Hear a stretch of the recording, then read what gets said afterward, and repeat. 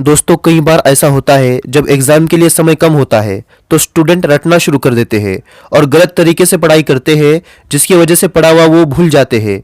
इसकी वजह से पढ़ने की मेहनत तो बेकार जाती ही है, लेकिन साथ में स्टूडेंट के मन में ये डर बैठ जाता है कि मुझे पढ़ा हुआ याद नहीं रहता। रटकर पढ़ना और समझकर पढ़ना, इन दोनों में बहुत बड़ा डिफरेंस होता है।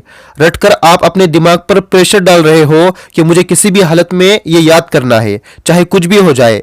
और होता क्या है, कुछ देर के लिए आपका दिमाग उस चीज को याद रखता है, लेकिन जब एग्जाम का समय आता है तो आपको ऐसा लगता है जैसे मैंने कुछ पढ़ा ही नहीं। दोस्तों इसका मतलब ये बिल्कुल भी नहीं कि आपकी याददाश्त कमजोर है इसलिए आपको याद नहीं रहता। ये हर एक इंसान के साथ होता है। भूलना भी हमारे लिए जरूरी है, क्योंकि कुछ चीजें ऐसी होती है जिसे अगर हम नहीं भूलेंगे तो हमारा जीना मुश्किल हो जाएगा। लेकिन अगर आप सही से अपने दिमाग को समझकर काम करोगे तो आप पढ़ा हुआ कभी नहीं भूलोगे।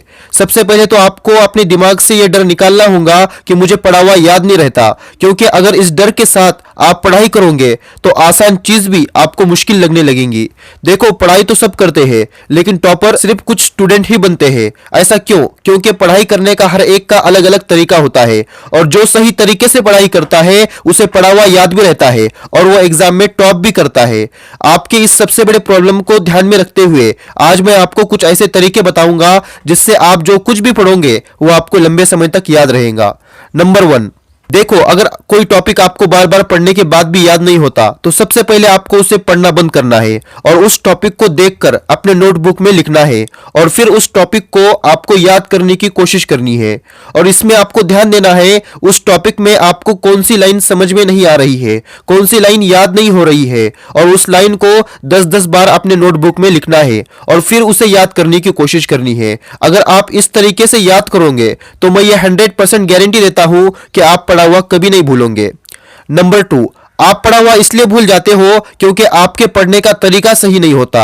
जब भी आप पढ़ने का मन बना लेते हो तो ज्यादातर आप लेटकर पढ़ते हो, जिसकी वजह से आपका दिमाग रेस्ट मोड में चला जाता है, जिसकी वजह से आपका दिमाग पढ़ते समय एक्टिव नहीं रहता, आपका पढ़ाई पर पूरा कंसंट्रेशन नहीं रहता, तो आपको नींद आने लगती है, आपको अच्छा नहीं लगता, जिसकी वजह से आपका पढ़ाई में मन नहीं लगता। इसलिए जब भी आप पढ़ने बैठो उसके 2 या 3 घंटे पहले खाना खाओ और ज्यादा से ज्यादा पानी पियो।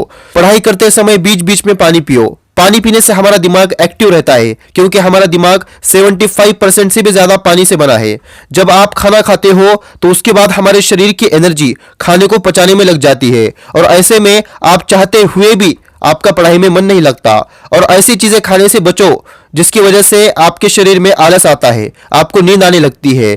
आपको यह बात याद रखनी है, खाना खाते ही आपको पढ़ने नहीं बैठना है और पढ़ाई अपने स्टडी टेबल पर ही करना है, ताकि आपका दिमाग एक्टिव रहे।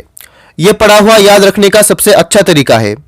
Number 3, revision. आपको पढ़ा हुआ याद नहीं रहता, उसकी सबसे बड़ी वजह है आप रिवीजन नहीं करते। रिवीजन का मतलब क्या होता है? जो चीज आप पढ़ रहे हो, जो टॉपिक आप पढ़ रहे हो, उसे आप कई दिनों तक खोलकर भी नहीं देखते। दोस्तों, हमारा दिमाग कोई कंप्यूटर नहीं है, कोई रोबोट नहीं है जो एक ही बार में सारी चीजें याद रख पाए। अगर आपको किसी भी टॉपिक को लंबे समय तक याद रखना है तो उस टॉपिक को आपको बार बार रिवाइज करना होगा। जैसे अगर आपने कोई टॉपिक सुबह पढ़ा तो रात में सोने से पहले उस टॉपिक को आपको एक बार पढ़कर सोना है। सुबह उठने के बाद फिर से उस टॉपिक को एक बार पढ़ना है और फिर हर 2 से 3 दिन के बाद उसे रिवाइज करना है। अगर आप बार बार किसी टॉपिक की रिवीजन करते हो या जो चीज आपको बार बार सुनने में आती है वो आपको जिंदगी भर याद रहती है।